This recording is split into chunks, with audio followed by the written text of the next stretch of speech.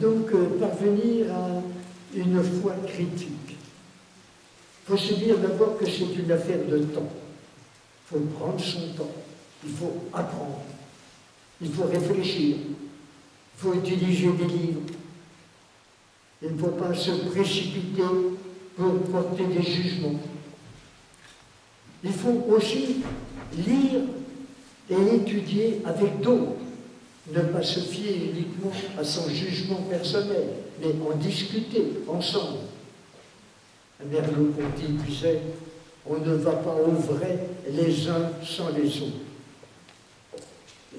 Si on pense tenir quelque chose pour vrai, en discuter, voir si les autres l'acceptent et essayer de les convaincre que nous disons que nous avons trouvé le vrai sens de ceci, de cela. Et c'est peut-être eux qui nous convaincront de leur propre jugement. Il faut nous demander à nous-mêmes ce qui constitue notre identité chrétienne. À quoi tenons-nous le plus dans notre foi? Quel est le fondement de notre foi? La révélation n'est pas un tas de vérités comme ça que Dieu nous aurait apprises. C'est Dieu qui se communique, dit le Père de Vatican II. Alors en quel Dieu croyons-nous? Qui est pour nous le Dieu de Jésus? Pourquoi faisons-nous confiance au Dieu de Jésus? Alors que tout le monde, dans l'Antiquité, croyait en Dieu. En quoi ce que Jésus nous a enseigné de Dieu représente-t-il pour nous la vérité, le vrai Dieu? Pourquoi croire en Dieu par Jésus? Quel est l'intérêt de croire en l'Église? De s'édifier dans la foi les uns des autres. Sur quoi fondons-nous nos certitudes? Voilà tout ce que nous avons à apprendre. Alors, deuxièmement, prendre la responsabilité de notre être en Église. Que veut dire être en Église? C'est penser, pratiquer, vivre sa foi en communauté de parole, en communauté de débat, en communauté d'action, en communauté de vie, avec d'autres, dans un groupe de chrétiens, et aussi, pourquoi pas, où on inviterait des non-chrétiens. Mais être en Église, cela veut dire aussi être rattaché à une institution officielle, structurée, universelle. Comment peut-on être responsable de sa vie en Église? Participer librement et activement aux délibérations de notre communauté chrétienne, aux discussions sur notre foi, sur nos engagements, nos discernements. Veiller nous-mêmes à être responsables de l'organisation de notre communauté. Faire entendre notre voix aux instances supérieures, où s'élaborent les discours officiels et les décisions de l'institution ecclésiastique. Alors, pourquoi cela est-il nécessaire? De prendre en charge notre vie en l'Église. Parce que les chrétiens d'aujourd'hui sont devenus majeurs dans la société civile comme dans la société politique. Et s'ils restent mineurs dans l'Église, non, ils n'y resteront pas longtemps.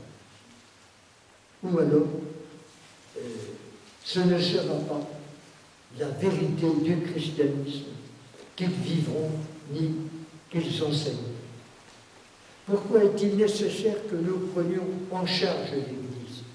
Mais parce que notre Église ne paraît plus en mesure aujourd'hui d'assurer sa survie comme dans le passé.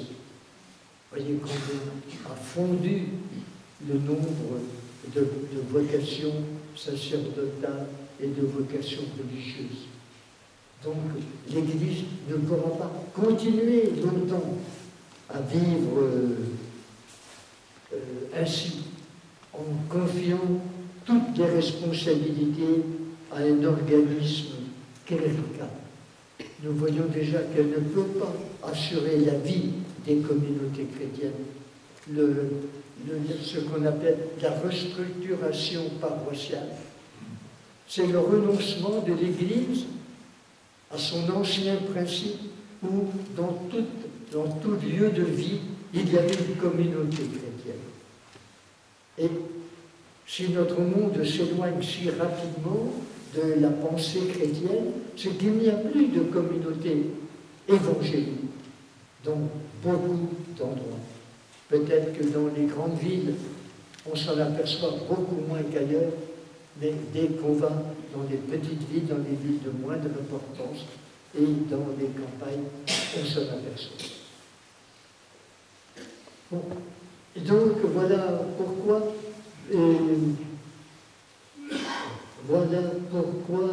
nous devons prendre en charge notre vie d'Église. Alors, est-ce prôner un peu de démocratie? Cela n'est-il pas contraire à la volonté de Jésus qui a confié son Église à ses apôtres? C'est un argument qu'on entend souvent, qu'il faut manier avec grande prudence sur le plan de l'histoire. L'Église n'est pas sortie toute armée du cerveau de Jésus, qui annonçait le royaume de Dieu.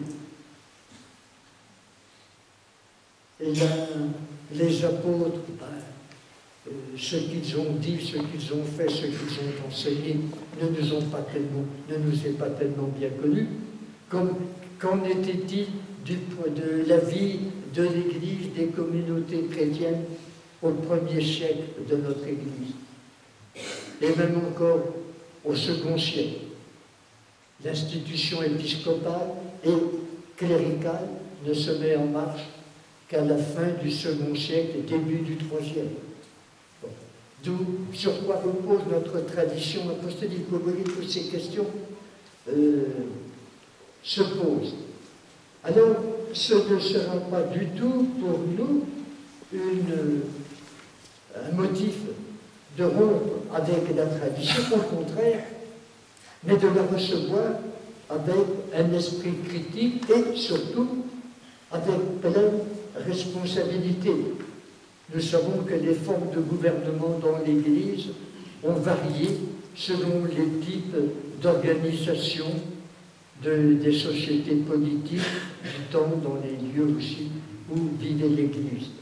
Nous aurons donc à concilier à la fois une organisation des communautés chrétiennes sous la responsabilité des laïcs, dans la communion avec une institution sacerdotale et épiscopale qui vient de la tradition et qui représente l'Église en ce qu'elle a d'universel et dans son lien historique à Jésus.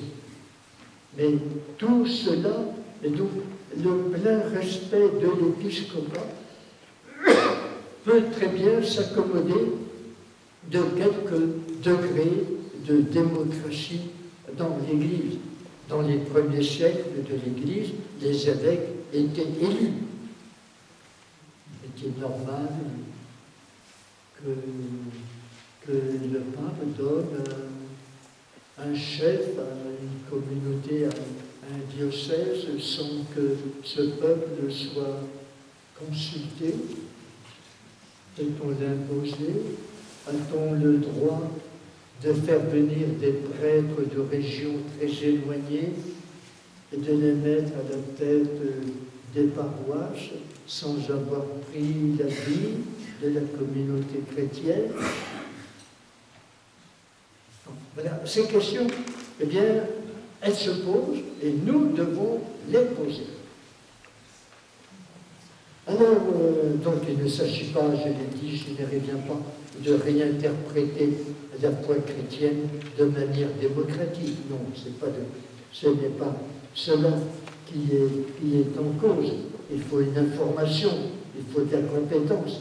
Mais cependant, cela ne nous enlève pas le droit, mais au contraire, ni le devoir de nous instruire par nous-mêmes sur tout ce qui constitue surtout les fondements de la foi chrétienne et de l'interpréter.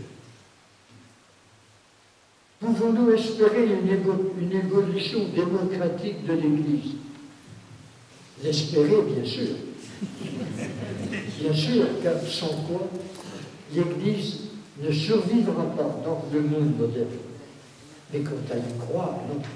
Ne croyez pas que la réforme viendra d'en haut. Ne croyez pas que l'Église va de nous-mêmes nous proposer un peu de démocratie. L'Église a horreur du changement. Et il y a d'ailleurs encore de nombreux chrétiens qui ne sont chrétiens que par l'autorité de la tradition et la sacralité du gouvernement. Bon, et donc, nous avons à les ménager aussi, ces chrétiens-là.